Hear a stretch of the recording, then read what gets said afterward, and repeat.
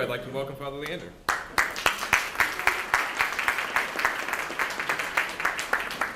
In the name of God, the Father, the Son, and the Holy Spirit. Amen. So I would like to say just what my hope for this weekend together with you, and I am so honored that you've asked us to come and share this time with you. For some years I was involved with a way of doing religious education with children that came out of the work of Maria Montessori. Some of you will know about Montessori schools. A lot of people don't know Maria Montessori. Very, very serious Roman Catholic. Every school she built had a room in it specifically to teach religion. It was the center of her schools. You know, first woman doctor in Italy, first woman psychiatrist in Italy. Really remarkable woman in every way. And she had a great work of religious education that a lot of people didn't know about. And you know, she came to the end of her life, and who's going to carry this work on? There was a woman named Sophia Cavalletti, and she picked up this work and carried it on. And if some Roman Catholic parishes and maybe some Episcopal parishes have something called Catechesis of the Good Shepherd, you know, that comes out of that work. And I was very involved in something called Godly Play, which is something that was an Episcopal priest who was his name was Father Berryman, and he was a student of Sophia Cavalletti. But they asked Sophia Cavalletti, and this is the word, this is my hope for this weekend. They asked Sophia Cavalletti, what are you trying to do with the children? And she said, I'm trying to make possible, by God's grace, with all that is in me, by God's grace, I'm trying to make possible. And the Italians have a word, innamoramento. It means the moment of falling in love, innamoramento. So that's my hope for us this weekend, is that this will, by God's grace, it will be possible for you to fall in love with God for the first time, you know, or as if for the first time. And I'm hoping to fall in love with God all over again by sharing this time with you. So I'm going to talk a little bit about the figure of the Good Shepherd, and I see that this is really the dominant figure in your parish. It's the figure over the other beautiful, beautiful figure of Jesus as the Good Shepherd with the lamb in his arms. This is the earliest visual image that we have of Jesus. In the catacombs, there's a picture, and they had to be, you know, very subtle because they didn't want the Romans to find out what they were doing. So they had a figure of a young man, and he looks just like a young shepherd, but he has a sheep draped around his shoulders. And if you were in the know, you would know that that was Jesus, and he had gone after the one sheep. You know, he'd left the 99 to go after the one sheep. And you know that song, perverse and foolish, off I've strayed, and yet in love he sought me. And on his shoulders gently laid, and home rejoicing brought me. That's the earliest image that we have of Jesus. Now, the background of that image, it has a background, it has a history in the Bible, and many of you will know this. It comes out of the book of Ezekiel. When Jesus says, I am the good shepherd, it's got a real power to it, because the prophet Ezekiel, and this is maybe, dates are always difficult for me, but I think something like 800 years, something like that before Jesus. Am I right, Father? More or less? 600. Yeah. I was going to say between 600 and 800 years, but 600 is right?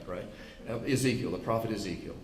And the prophets, this is, you know, when the ancient Greeks heard and read the prophets of Israel, they were astonished that these country people could have this learning, that they had this incredible ethical literature. And this was a time when the kings of Israel were not behaving as they should behave. And instead of setting a standard for the people by their service of God and their service of the people, they were living immorally. They were using their office to oppress and extort, enrich themselves at the expense of the populace, and they were leading the people into the worship of false gods, mixing the religion of Israel with the religion of the pagans around them. And the prophet Ezekiel says, woe to you false shepherds who shove and you know, like, so there's the sheep are at the trough, you know, and then there's a sheep that like shoves everybody out of the way. So woe to you false shepherds that are like that, and who lead my people astray, who scatter the flock. And he says, I'm going to raise up a good shepherd. In fact, I myself am going to come and be the shepherd. I myself am going to come and be the shepherd of my people Israel. So when Jesus says, I am the good shepherd, that's a very, very, very, very powerful thing that he's saying. And he's saying that God himself has come to gather the people, to renew them, to remake them, to reconsecrate them, to make them again into a holy people. And it was always God's plan. When he called Abraham, he was going to make a people for himself, a holy nation. They were going to live towards God and towards each other in such a way that everybody else was going to say, well, you must really know who God is. Teach us who God is. They weren't able to do that with these false shepherds. God says, I'm going to come myself. So Jesus says, I am the good shepherd. Now, it's very important to recognize that the political dimension that's behind this image. It is pastoral, it is tender, but what's remarkable about it, it's talking about the king being tender and pastoral. So, some of you maybe were around when Tutankhamun, you remember when Tutankhamun was that was through the museums and everything like that, and they had the sarcophagus, right? And you remember that, and he had his arms crossed, right? And so, in one hand he had a staff, and it had a kind of hairy thing on the end of it. That was actually, it's a horse's tail, and it's actually a fly swatter. That's what that is, which you need in the Middle East, right? And on the other hand, what did he have? He had shepherd's crook. Because the king is the shepherd of the people. In the Middle East, the king is the shepherd of the people. Now, Pharaoh does not know each sheep by name. It's an unbelievable image. The actual one is that the good shepherd, the Greek word there for good is kalos. And good, we don't really have a great English translation for it. It's perfect, it's beautiful. It really does have this sense of beautiful about it, utter goodness, but beauty as well. And the beautiful shepherd, the perfect shepherd, he says, I know each one of my sheep by name. Pharaoh does not know each one of his sheep by name. Now, I used to cause a lot of trouble. I grew up on a farm, and I used to cause a lot of trouble when I was in seminary because the New Testament professor had this wonderful lecture that he would give about there were these wonderful bucolic shepherds in Palestine, and they knew each one of their sheep by name. And they weren't like the heartless, cruel, farmers in North America that were only in it for the God Almighty buck, And what do you think Father Abraham, who delighted to see the hills white with his flocks, knew each one of his sheep by name? And besides that, we're talking about Pharaoh.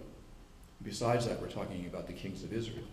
Besides that, we're talking about David. David was the best king they ever had. He did not know each one of his sheep by name. One of the things that I said to the professor, which he didn't like it very much, but I said, Professor, I said, one of the tremendous innovations in animal husbandry was the invention of the ear tag. Yes. It wasn't until the invention of the ear tag that you could reliably identify individuals. And I said one time, there's almost no farm animal that looks quite like its colleagues than sheep. They're very hard to tell apart. The chicken farmer said, I beg to differ. I think probably chickens. But I mean, we had 200 sheep.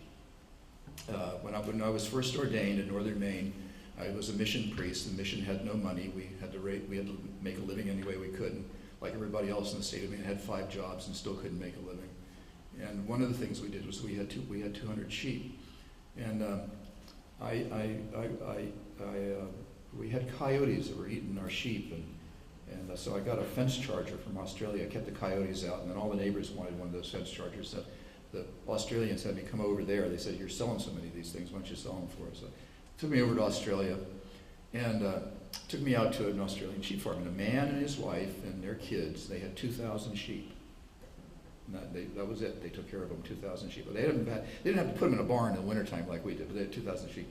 So I remember this guy very distinctly because he didn't have any eyebrows. His eyebrows had been burned off trying to keep his sheep watered. He would hose them down when the bushfires came through. And heroic, just heroic and fiercely difficult life that those people had. But he said, I hear you have sheep too, Mike. He says, how many do you have? I said, well, we have 200 ewes. He said, what are the names? He said, anybody that does this for a living is just inconceivable. I know each one of my sheep by name. Pharaoh does not know. Not even David knows. But the Good Shepherd, who is the one that Ezekiel promised, and who is the Lord himself, he does know each sheep by name. The Lord says that he has engraved us on his hands, and that he's numbered all the hairs of our head, and that not a sparrow falls, but what he knows it all together. I am the Good Shepherd. I know each one of my sheep by name, and they hear my voice, and they follow me. Now, sheep do this. If you rattle a pail bucket, and you call out to them, and after a while they hear your voice, and they will follow you. So the Lord is my shepherd; I shall not want. He maketh me to lie down in green pastures. So here's the thing about sheep that we found out when we were sheep farming. So sheep are prone to they're prone to diseases. They're a little bit difficult that way. I got to be pretty good kind of farmstead veterinarian. I had a lot of knew what all the different remedies were, and even had some home remedies that I'd come up with myself for the different diseases that sheep had. I was bragging on this one day to an old sheep farmer. I said, I think I've got to kind of do this for that and do this for the other thing, and I'm getting to be a pretty good sheep doctor. And he looked me over and he said, well, son, he said most of those things wouldn't happen to him if you fed them right. Good advice for parish priests. So one of the diseases that the sheep get, they get a thing called overeating disease. And the first symptom of overeating disease is a dead sheep with their feet sticking up in the air. And one of the things that we would do is we'd count our sheep every day, And you go out there in the morning, and when you go out there in the morning, you really hope you're not going to see sheep lying down on their side all bloated up with gas, because that's what happens to them. They bloat up, and what happens is the sheep have in their gut, they have a bacteria. There's this bacteria, I can still remember the name of it. It's Clostridium perfringens. In fact, there's Clostridium perfringens 1 and Clostridium perfringens 2. Nowadays, we have vaccinations that help, but they don't help altogether. But before that, this was just really a constant problem. And here's the thing with sheep, which is you have to manage their nutrition very, very carefully. Particularly when the ewes are pregnant, they've got to be on a steady incline of nutrition. So if they eat really well one day and then don't eat so good the next day, and they eat really well the next day, and it's a kind of a sawtooth like that, they're liable that bacteria that's in the gut is liable to gallop. And then it creates the neurotoxin, and that's what actually kills the sheep. Now, it's a very difficult thing to manage for people that raise sheep like we did on a fenced-over farm, where we could kind of control. Okay, we're going to put them in this paddock, and then we put them in that one, and then so we could really kind of keep this thing pretty steady. Imagine though that if you're doing the kind of shepherding that's done out where Father John comes from, out in New Mexico, or out in Palestine, where you have winter pastures and summer pastures, and many miles in between, and you've got to get the sheep to the birthing pasture. You've got to get them there. You've got to get them there just in time, right? In just the right condition. and they can't eat too much one day and not enough the next day. They've got just to have just enough water. And then, if they get too hungry, they'll eat these poisonous plants. He maketh me to lie down in green pastures. That's life and death that's being talked about. That's life and death. And what we ingest spiritually is life and death as well. Now, the really hard work of shepherding is lambing. So, if God blesses you and the rams all work at about the same time, so that the lambs are born more or less at the same time within about a 3-week period, but it can stretch out sometimes because they didn't get it the first time, so it can get to be 6 weeks instead of 3 weeks. You basically don't sleep, because every few hours you're checking the sheep. And there are sheep that there's obstetrics involved, there's sheep that need some help giving birth, particularly if it's multiple lambs, and sometimes they get all tangled up in there, and you need to, be able to help them be delivered. That's something that people think, but that's really not the big deal. It's a feature, but it's a relatively rare feature.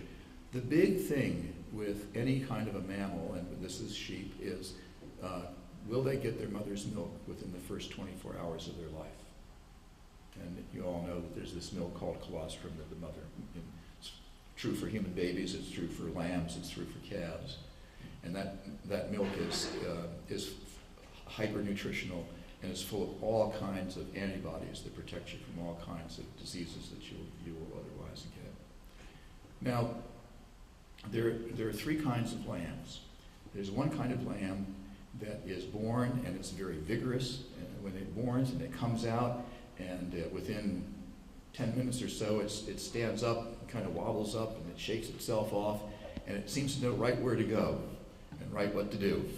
And you see the head is down and under the mother's udder, and the little tail is going like that. Everything is all is right with the world. This is exactly what you want to see. There's another kind of lamb, which is where they've had such a hard time being born, or maybe it's so cold, or the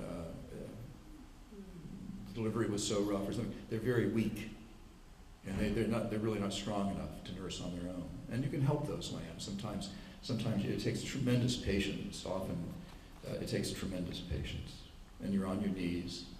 It's very, very dirty, covered with blood and fluid and manure, but with a lot of patience, you can kind of get those lambs to suck, and you can kind of get them going again. The most difficult lamb of all is something called a stiff-necked lamb. A stiff-necked lamb.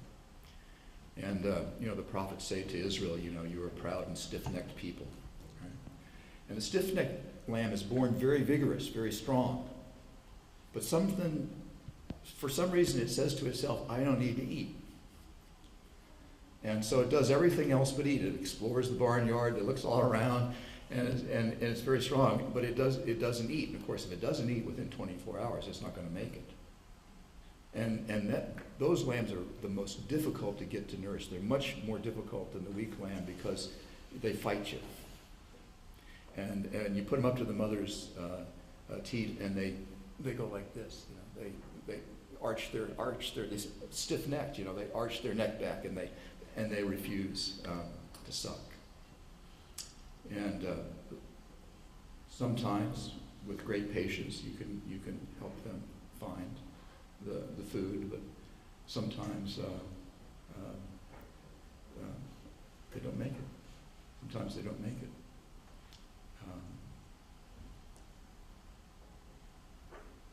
So I'll tell you one last story about sheep. So one of the things that just was wonderful about having sheep was that we had border collie sheepdogs, and we had some wonderful dogs. I had a dog that we trained that when he was 6 months old, he won the Nova Scotia Provincial Sheepdog Trial, and Those dogs were really good. And we had friends in Nova Scotia, and one of our friends in Nova Scotia had 2,000 sheep on different islands off the coast of Nova Scotia. This is the most romantic and beautiful thing I've ever done in my life, was we would get on a lobster boat with a string of dories out behind us, and we would go out into the fog, and about 12 miles later we'd come to an island, and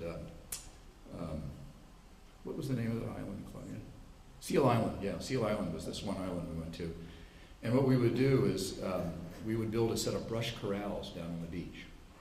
And we'd take our dogs, and there was woods in the middle of the island. We'd take our dogs and we'd have a sheep drive. And we'd and you'd drive the sheep out on the beach, and the beach was made up of these sort of big round pebbles, you know. And it was hard enough going for the sheep that it really slowed them down, and it made these incredibly wild sheep that hadn't seen a human being for a whole year. It made them so that you could control them, and then we would herd them into these brush corrals, and we had generators, and we'd fire up the generators, and we'd shear the ewes, and then we'd take off the male lambs and put a ram in with the flock. Well, that usually worked pretty well, but almost every time we had one of these drives, there would be one ewe at least who would decide to strike out for Portugal. And she wasn't going to go in the corral. She was going to strike out for Portugal. She's swimming away, you know. And they do really great for a while, till the fleece get wet. And they go down. And I had a dog, which is not altogether common, but every once in a while you get a dog like this. And I had a dog, Flash was his name. And Flash was a swimmer, and he could bring these back. Sometimes he could bring them back. And the commands are wait a me and come by, wait a me is counterclockwise, and come by is clockwise. So that means go out wide, get behind the sheep, bring it back to me. Wait a me, Flash. So Flash went out, he tried so hard. But I could see that if I didn't call him back, I was going to lose not only the sheep, I was going to lose the dog too. So I called him back. That'll do. The father does not call the son back. He goes all the way.